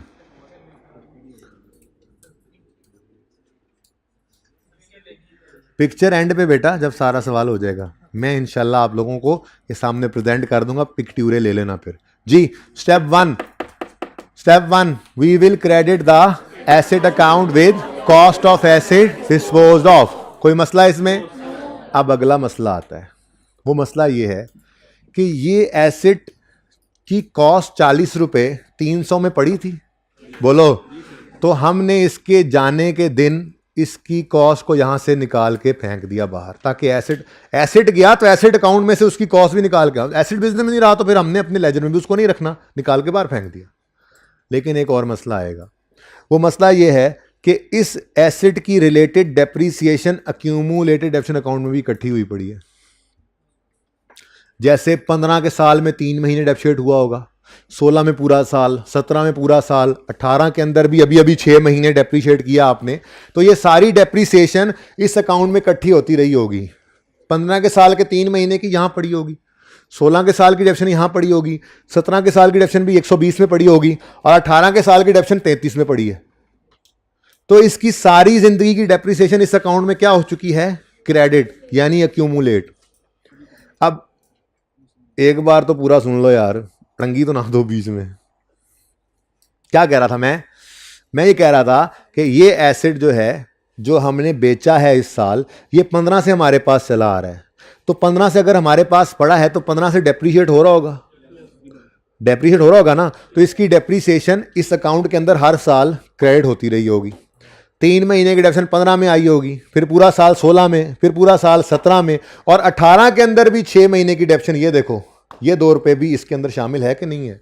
यानी जाने वाले एसेट की जो डेप्रीसिएशन होती है सारी जिंदगी की, जाने वाले दिन तक की, वो इस अकाउंट के अंदर क्रेडिट होकर अक्यूमुलेट हो चुकी होती है, इकट्ठी हुई पड़ी होती है। अब अगर इस एसेट को हमने बिजनेस से निकाल के बाहर फेंक दिया है, तो इसकी रिलेटेड डेप्रीसिएशन जितनी इस अकाउंट के अंदर क्रेडिट हो चुकी है, वो सारी की सारी भी उठा के क्या कर दो? डेबिट। क्योंकि डेबिट नेचर के अकाउंट से कुछ निकालना हो तो क्या करते हैं? क्रेडिट। और क्रेडिट नेचर के अकाउंट से कुछ निकालना हो तो क्या करते हैं? डेबिट। एसेट अकाउंट में एसेट की कॉस्ट पड़ी थी, निकालने के लिए क्या कर दिया? क्रेडिट। अक्यूमुलेटेड डेप्रिसिएशन अकाउंट में इस जाने वाले एसेट की अक्यूमुलेटेड डेप्रीसिएशन पड़ी है, तो इसको यहां से निकालने के लिए क्या करना है? डेबिट। क्योंकि जब एसेट चला गया तो वो अपनी कॉस्ट भी ले जाएगा और अक्यूमुलेटेड डेप्रिसिएशन भी ले जाएगा। ठीक है, अब अगला सवाल, ये समझ आया है? ये स्टेप 2 में बता रहा हूं कि स्टेप 1 क्या था? एसेट अकाउंट में से एसेट की क्या निकाल दो? कॉस्ट। और स्टेप 2, इसकी अक्यूमुलेटेड डेप्रिसिएशन को अक्यूमुलेशन अकाउंट में से निकाल दो। अब कितने अरसे की अक्यूमुलेशन निकालेंगे? जितने अरसे की डेप्रीसिएशन यहां पे इकट्ठी हुई पड़ी है। ठीक है, और वो कितने अरसे की है? डेट ऑफ परचेज से डेप्रिसिएट करना शुरू किया और 30 जून तक करते चले आए हैं हम। इस साल में भी 6 महीने हमने इसको डेप्रीशिएट किया है। ठीक है, तो इसकी सारी जिंदगी की डेप्रीसिएशन, जिसमें से 2 साल और 3 महीने की डेप्रिसिएशन यहां पे इकट्ठी हुई पड़ी थी, है कि नहीं है? और 6 महीने की यहां पे भी आ गई, तो इसकी सारी जिंदगी की डेप्रिसिएशन बेटा सारी की सारी यहीं से निकालेंगे, बीच में मत बोला करें प्लीज़, पूरी बात सुना करें, जब मैं कोई बात कंक्लूड कर लिया करूं फिर क्वेश्चन किया करें, ठीक है जी। मैं ये अर्ज कर रहा हूं कि एसिड हमारे पास 15 में आया था, उसकी 15 की डेप्शन 15 के साल में रिकॉर्ड की हमने, फिर 16 में भी की, 17 में भी की। अक्यूमुलेटेड डेप्शन का मतलब ही क्या है, इसके अंदर डेप्शन इकट्ठी होती रहती है, हर साल होती रहती है। तो यकम जनवरी 18 तक की डेप्रिसिएशन इस जाने वाले एसिड की 120 में शामिल होगी और 30 जून 18 तक के 6 महीनों की इस 33 में शामिल हो गई। तो सारी जिंदगी की इसकी डेप्शन यहां पे क्रेडिट होगी कि नहीं हो गई?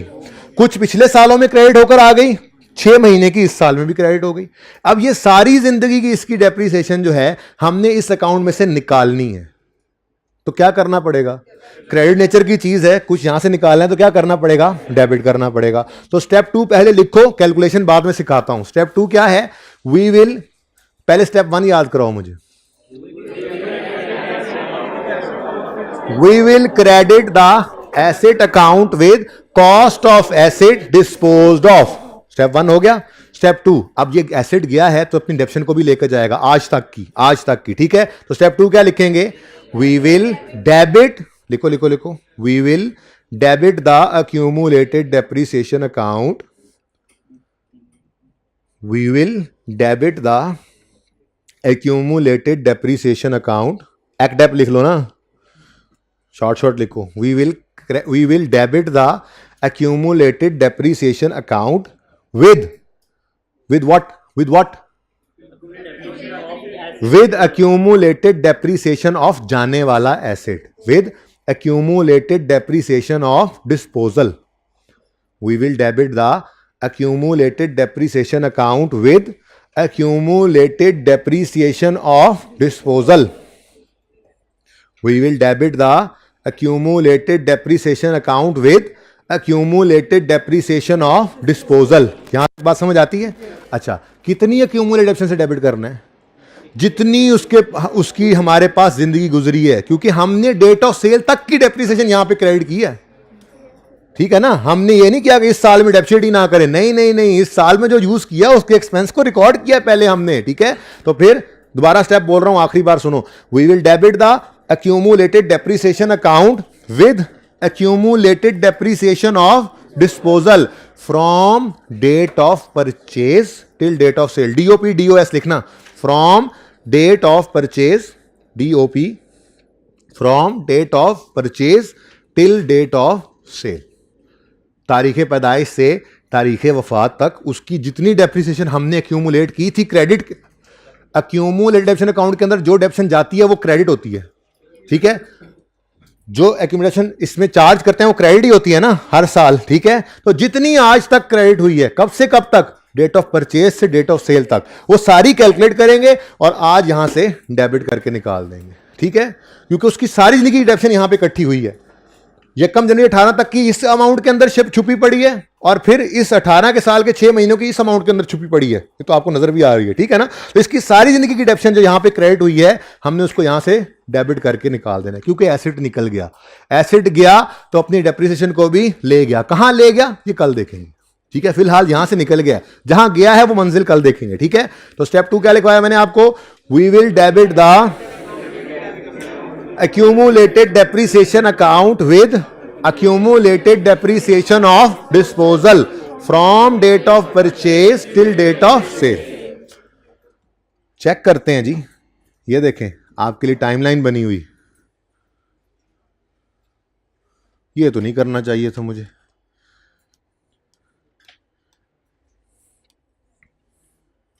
लें भाई, ये टाइमलाइन है। यकम अक्टूबर 15 को हमने ये एसिड खरीदा था, बोलो। इसकी जिंदगी का पहला साल एंड हुआ 31 दिसंबर 15 पे, ठीक है ना। तो इस साल की अगर डेप्रिसिएशन कैलकुलेट करूं मैं अलग से, इस साल कितनी डेप्रिसिएशन चार्ज हुई होगी, तो हमने कहा जी 40 की कॉस्ट पकड़ो, इंटू 10% करो, इंटू 3/12 करो, आंसर इज 1। तो 15 के साल में ये 1 रुपया डेप्रिसिएट हुआ था। फिर 16 के साल के अंदर तो ये ओपनिंग में आ गया होगा, पूरा साल डेप्रिशिएट किया होगा हमने 4। 17 के साल में भी ये ओपनिंग में पड़ा होगा, पूरा साल डेप्रिशिएट हुआ होगा 4। और 18 के साल के अंदर इसको हमने अभी अभी थोड़ी देर पहले 6 महीने डेप्रिशिएट किया है तो 2 रुपये। अब 1 जमा 4 जमा 4 जमा 2, यानी आज तक ये एसेट हमारा जो है ये 11 रुपए की डेप्रिसिएशन एक्यूमुलेशन अकाउंट के अंदर इकट्ठी कर चुका है, जिसमें से आप अगर गौर करें तो 4 और 4 8 और 1 9 रुपए की डेप्रिसिएशन इस 120 में छुपी पड़ी होगी और 2 रुपए की डेप्रिसिएशन जो है वो इस 33.4 में पड़ी है। तो 9 2 11, 9 2 11, ठीक है। ये पूरे 11 की डेप्रिसिएशन जो है अभी क्लास के बाद आपने 9 2 11 होना है, ठीक है। खबरदार को मेरे पास आया तो इंटर वालों के अलावा जी, जाहिर है आप घर जाकर प्रैक्टिस करेंगे ना इसकी, फिर कल इंशाल्लाह हम इसी की पिटाई दोबारा करेंगे। ओके, वैसे कल तक आप कॉन्फिडेंट होंगे जी। तो 9 रुपए की डेप्रिसिएशन यहां छुपी पड़ी है, 2 रुपए की यहां, तो टोटल कितनी इस अकाउंट में क्रेडिट हो चुकी है 11। इसको डेबिट करना है, पूरे के पूरे 11 को यहां से डेबिट करना है, तभी इस एसेट की डिडक्शन सारी निकलेगी, ठीक है। तो ये मैं आपको लिखवा रहा था, ये 11 रुपए की फिगर को आपने डेबिट करना है एक्यूमुलेटेड डिडक्शन अकाउंट में से, ठीक है, क्योंकि ये वो डेप्रिसिएशन है जो एसेट की डेट ऑफ परचेज से लेकर डेट ऑफ सेल तक की डेप्रिसिएशन, ऐसा ही है। लेकिन इसको ऐसे कैलकुलेट नहीं करना, इसमें बहुत टाइम लगेगा, ठीक है। इसका एक शॉर्टकट है, वो शॉर्टकट बताता हूं, उसके बाद छुट्टी, ठीक है। स्ट्रेट लाइन मेथड है। स्ट्रेट लाइन मेथड की खसूसियत क्या बताई हुई है आपको? हर साल डेप्रिसिएशन बराबर, हर साल डेप्रिसिएशन बराबर, ऐसा ही है। मतलब अगर 1 साल की डेप्रिसिएशन 10 रुपए हो तो 3 साल की डेप्रिसिएशन कितनी बनेगी? 10 × 3। अगर 1 साल की डेप्रिसिएशन 10 रुपए है, स्ट्रेट लाइन मेथड है, तो 5 साल की डेप्रिसिएशन कितनी होगी? 50। अगर 1 साल की डेप्रिसिएशन 10 रुपए है तो 5.5 साल की डेप्रिसिएशन कितनी होगी? 55। बात समझ रहे हो? ये स्ट्रेट लाइन की खसूसियत है, हर साल डेप्रिसिएशन एक्सपेंस क्या होता है? सेम। तो इसका मतलब ये हुआ कि अगर हम स्ट्रेट लाइन मेथड में एक्यूमुलेटेड डेप्रिसिएशन निकालना चाहें जाने वाले एसेट की सारी जिंदगी की, तो हम 1 साल की डेप्रिसिएशन निकालेंगे और जितनी जिंदगी उसने हमारे पास गुजारी है उस जिंदगी से मल्टीप्लाई कर देंगे, तो सारी जिंदगी की डेप्रिसिएशन हमारे पास आ जाएगी, है कि नहीं? अच्छा, तो फिर वो लंबी लंबी नहीं छोड़नी आपने, मतलब टाइमलाइन नहीं बनानी, बल्कि एक्यूमुलेटेड डेप्रिसिएशन ऑफ डिस्पोजल के लिए स्ट्रेट लाइन मेथड में ये सहूलत मौजूद है, आप शॉर्टकट लगा सकते हैं। कैसे निकालेंगे ये एक्यूमुलेटेड डेप्रिसिएशन? आप जी depreciation expense of 1 year calculate करेंगे और फिर उसको मल्टीप्लाई कर देंगे life passed from date of purchase till date of sale. ये फॉर्मूला है जी हमारा जाने वाले एसेट की एक्यूमुलेटेड डेप्रिसिएशन निकालने का, ठीक है जी। शॉर्टकट कौन से मेथड में? स्ट्रेट लाइन में। हाँ, ये रिड्यूसिंग बैलेंस में इंशाल्लाह कल या परसों जब भी शुरू करेंगे देखेंगे आप, ये बदल जाएगा। तो एक्यूमुलेटेड डेप्रिसिएशन ऑफ डिस्पोजल निकालने का शॉर्टकट क्या है? 1 साल की डेप्रिसिएशन निकालो और लाइफ को ज़बानी गिनती करके मल्टीप्लाई कर दो उससे, ठीक है। अच्छा जी, अब 1 साल की डेप्रिसिएशन कैसे निकलेगी बता देंगे? बता दें, बताना पसंद करेंगे जी? बड़ी मेहरबानी, फिर बताएं ना। 40 कॉस्ट है, स्ट्रेट लाइन मेथड है, वैल्यू गिवन नहीं है वरना माइनस करते, इनटू 10%। जब ये हमने कर दिया तो ये 4 रुपए की डेप्रिसिएशन आ गई 1 साल की। अब इस एसेट की हमने निकालनी है लाइफ जो हमारे पास इसने गुजारी, तो हम डेट ऑफ परचेज से डेट ऑफ सेल तक, ये ज़बानी करना है काम सारा। आज पहला दिन है, मैं लिख के कर रहा हूं। हम ये ईयर्स को काउंट कर लेंगे। कैसे? डेट ऑफ परचेज क्या है जी? 1 अक्टूबर 15 और डेट ऑफ सेल 30 जून 18। अब स्टेप 1 में आपने क्या सोचना है? Year and. हमारा ईयर एंड क्या है? 31 दिसंबर। तो 1 अक्टूबर 15 को जब ये एसेट आया है, वैसे तो मैं यहाँ पे करवाया हूँ ये काम, लेकिन चलें ज़रा अच्छा, इससे ज़्यादा अच्छा समझ आ जाता है। 1 अक्टूबर 15 पे जो एसेट मैंने ख़रीदा था, पहला ईयर एंड इसका कब आया होगा? 31 दिसंबर 15 पे। तो 31 दिसंबर 15 तक के 31 दिसंबर 15 वाले साल में ये एसेट कितने महीने चला होगा? 3/12। 16 वाले साल में पूरा साल ईयर्स में कैलकुलेशन करते हैं। 17 वाले साल में पूरा साल, 18 वाले साल में 6/12। अब कैलकुलेटर के ऊपर ये तीनों चीज़ें, चारों चीज़ें ऐड कर दो तो 3.25 साल बन गया 3.25 साल ही बनता है। 2 साल और 9 महीने बनता है तो 3.25 साल ही बनता है। ये बात किस बच्चे को समझ नहीं आई? हाइब्रिड मुझे नजर नहीं आया कोई हाथ, अगर कोई है तो फिर क्लास के बाद मुझसे पूछ ले, ठीक है। तो हमने क्या किया जी, हमने ये एसेट जक्कम अक्टूबर 15 को खरीदा तो 31 दिसंबर 15 पहला ईयर एंड आया। कितने महीने उस साल में चला? 3 महीने। फिर 16 वाले साल में कितने महीने चला? पूरा साल। 17 वाले साल में कितने महीने चला? पूरा साल। 18 वाले साल में 6 महीने। तो ये सारों को ऐड करें तो टोटल ईयर्स कितने बनते हैं? 2.75। अब ये 2.75 ईयर्स को आपने यहां पे जाकर मल्टीप्लाई कर दिया, ठीक है जी। तो आपके पास आंसर क्या आ गया? ये वही 11 नहीं है, थोड़ी देर पहले निकाला था, ठीक है।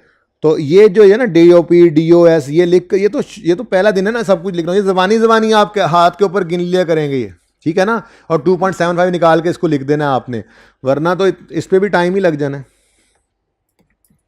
तो 11 रुपीज़ की क्या है जी? एक्यूमुलेटेड डेप्रीसिएशन है from date of purchase till date of sale, ऐसा ही है। तो इसको हमने क्या करना है? इसको हमने डेबिट करना है। कहां से डेबिट करना है? एक्यूमुलेटेड डेप्रीसिएशन अकाउंट से डेबिट करना है। किस दिन? 30 जून 18 पे। इसको यहां से डेबिट करके क्रेडिट कहां करना है ये मैंने अभी नहीं बताया। नहीं मैंने अभी नहीं बताया, ठीक है जी। अब सुने, ये दोनों अकाउंट्स कंप्लीट हो चुके हैं, ठीक है। ये दोनों अकाउंट्स कंप्लीट हैं। जो तीसरा अकाउंट है उसकी जगह खाली छोड़नी है आपने, ठीक है। क्लोजिंग बताएं मुझे। 340 और एक्यूमुलेटेड डेप्शन का अकाउंट क्लोजिंग ये 11 माइनस करके बताना, 142.4, ठीक है जी। अब आपने, जब मैं ये दिखाता हूं तस्वीर के लिए आपको, फिलहाल सुने, आपने होमवर्क के अंदर क्वेश्चन 22 जो करना है इसमें डिस्पोजल है ही नहीं। सिंपल क्वेश्चन है, रिवीजन है, ताकि आपका रिड्यूसिंग बैलेंस मेथड या स्ट्रेट लाइन मेथड जो भी हो रिवाइज हो जाए। नहीं मसला ना रहे आपको रिड्यूसिंग बैलेंस स्ट्रेट लाइन, आपको बस पक्का पता लग जाए, ठीक है ना। रिड्यूसिंग बैलेंस आज करके मैं होमवर्क मैंने स्ट्रेट लाइन दे दिया, ठीक है। दूसरा क्वेश्चन नंबर 23 है, इसके अंदर अगर आप गौर फरमाएं तो डिस्पोजल 3 है। आप 3 डिस्पोजल हैं तो परेशान नहीं होना। जो काम एक डिस्पोजल के लिए किया मैंने वो 3 दफा आपने तीनों के लिए कर लेना है, ठीक है। आप जा सकते हैं, जाना चाहें तो, होमवर्क को पता लग गया, सिर्फ आप, बाकी बैठे। अच्छा, तो आपने क्या करना है जी? आपने एक्सक्लूडिंग डिस्पोजल जैसे लिखा हुआ है, यहां से हमने एक को माइनस किया है, आपने तीनों को अलग अलग माइनस कर देना है। तीनों को यहां लाकर डेप्रीशिएट कर देना है। तीनों के लिए ये वाली वर्किंग अलग अलग परफॉर्म करनी है। तीनों के लिए ये दोनों स्टेप्स अलग अलग परफॉर्म करने हैं। Step 1 asset account credit, step 2 accumulation account debit, कर लेंगे इंशाल्लाह। अब तीनों के लिए डिस्पोजल अकाउंट भी मैंने कल चूंकि बनवाना है, तो होमवर्क वाले सवाल के अंदर 3 अकाउंट्स की जगह भी छोड़ के आना, जिसपे 3 डिस्पोजल अकाउंट आप बनाएंगे, क्योंकि मैं तो एक डिस्पोजल अकाउंट इस सवाल का बना के उसी वक्त आप लोगों से अगले सवाल के तीनों डिस्पोजल अकाउंट्स बनवाऊंगा, ठीक है। तो आज के लिए इतना ही जी। जिंदगी रही तो कल होगी मुलाकात। अल्लाह हाफिज।